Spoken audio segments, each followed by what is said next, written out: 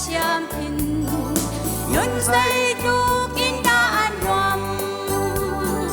lay har nak le bui nak chu tam ran se lo tung khar a hin a pui bel lo i do nak shi a se dar chi tung khar a do na par an par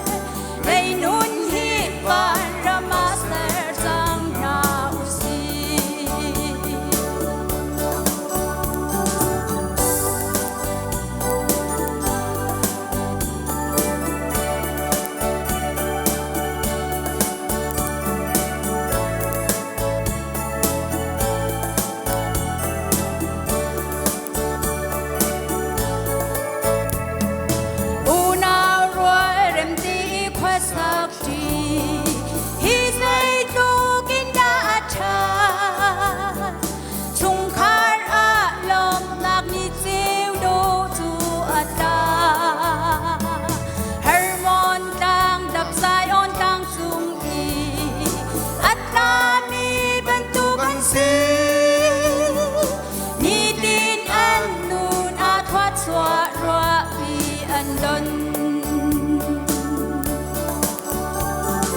noa mi đút na kun an noa mi khamin